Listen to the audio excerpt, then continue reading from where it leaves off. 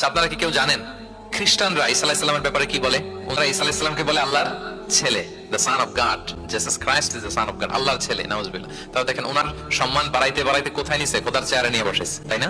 ঈসা আলাইহিস সালামকে খ্রিস্টানরা কোথায় বসাইছে? আল্লাহর চেয়ারে, আল্লাহর সন্তান বানাই ফেলছে, নাউজুবিল্লাহ। তাহলে বাড়াবাড়ি করলো। আপনারা কি জানেন ইহুদিরা ঈসা আলাইহিস সালামের ব্যাপারে কি বলে?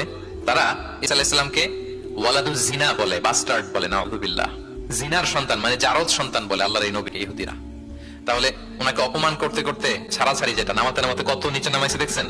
এক ধর্ম ওনারে উঠাতে উঠাতে আল্লাহর চেয়ারে, আর এক ধর্ম ওনারে নামাতে নামাতে জমিনের নিচে। আমরা কি বলি ঈসা আলাইহিস সালামের ব্যাপারে? দেখেন, আমরা বলি ঈসা আলাইহিস সালাম হচ্ছে আব্দুল্লাহ ওয়া রাসূলুহু, তিনি আল্লাহর বান্দা এবং আল্লাহর রাসূল। আল্লাহর বান্দা বলার মধ্য দিয়ে আমরা খ্রিস্টানকে রিফিউট করি, খ্রিস্টান কমিউনিটিকে, তোমরা যে আল্লাহর চেয়ারে নিয়ে বসেছো এটা ভুল, ওইখানে আরো নিচে নামাইতে হবে। উনি আল্লাহর বান্দা আর রাসূলুহু, সম্মানিত রাসূল বলে আমরা ইহুদিদেরকে রিফিউট করি। তাদের জবাব দেই যে না, তোমরা একজন নবীকে যে অপমান করে বলেছো উনি বাস্টার্ড, না, উনি রাসূলুহু, আল্লাহর প্রেরিত রাসূল, এই বলে ওনার সম্মানকে আমরা উপরে উঠাই। তাহলে একদল নিছিল ওইদিকে, ওইখান থেকে নিচে নামায় নিয়ে আসি, একদল মাটি নিচে ঢুকাই দিছে, ওইখান থেকে উপরে উঠাই নিয়ে আসি। তাহলে আমরা মাঝামাঝি থাকি। সুবহানাল্লাহ পড়বেন না?